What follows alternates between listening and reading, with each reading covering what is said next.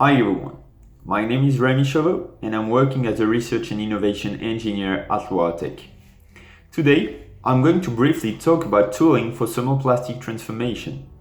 I will first share with you why thermoplastic composites demand is increasing, and so what are their advantages. Then I will go on with an example where a customer has a need to change from a thermoset to a thermoplastic part. Finally, the approach will be on the tooling side to show you some solutions we implemented in the past. Nowadays, we observe a growing attraction for thermoplastic composites compared with thermosets which have been used for tens of years now.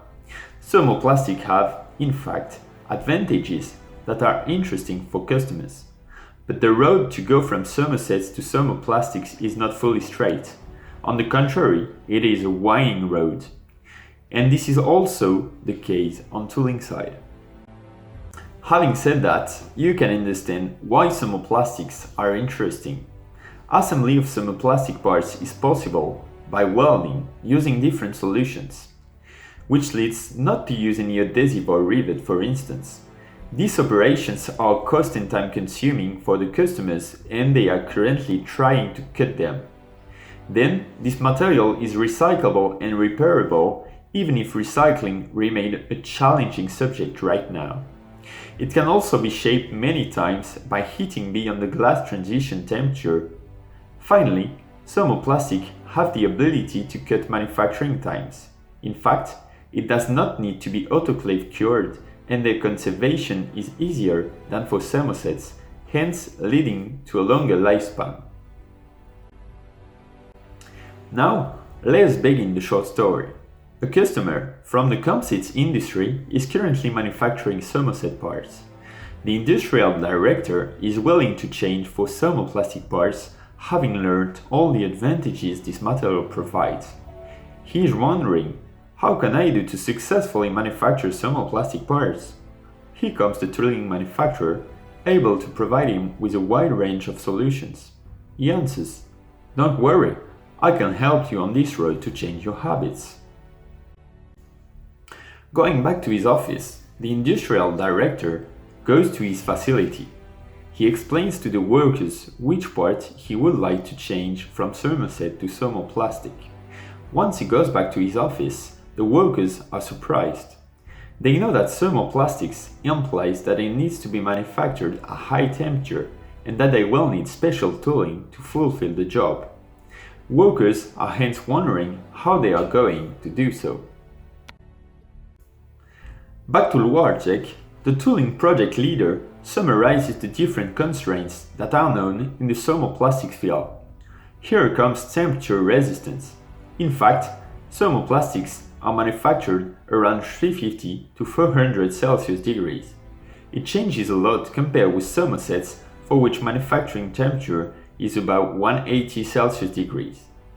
Tooling range of solutions is hence reduced. Moreover, tooling components also need to withstand high temperatures. First ply adhesion is also a tricky subject on which we are currently working. For a given stacking sequence, customer goal is to have a good first ply adhesion on the tool and also to maintain a good stack quality during all the layup. The project leader invites the customer to the Loiretech facility and explains what are different solutions he has in mind to satisfy his needs. First comes ceramic. Here is an example of a ceramic tooling with a specific coating, allowing to cure an automotive part into an industrial microwave oven. As you may have seen on Frank's presentation, microwave heating is still under development for transport industry. Second solution is composite. On the pictures, you can see two different tools that have been manufactured using the same tooling composite material. Project goal was to weld thermoplastic parts together. Third solution is metallic. For some thermoplastic applications, steel can do the job. Other alternative dealing with the constraints it implies is INVAR. Embedded heating can be implemented inside the tool when possible. Finally comes 3D printing. As you may have seen, on Tanvire's presentation. Loiretech is now equipped with a binder jetting machine capable of manufacturing large parts in a short amount of time. This solution needs to be deeply tested for thermoplastic transformation, but it already looks promising. To conclude, I will say that thermoplastics is in its early stages. Next steps are yet to come. Thermoplastic transformation covers a lot of things, but keep in mind that each solution is unique and needs to fulfill your processes and your expectations. Be that as it may, most important goal is for you, customer, to succeed in assembling the puzzle made up of several pieces. Well, I would like to thank you for watching this video, and I encourage you to comment, ask, interact on this post in order to create emulation around this interesting subject.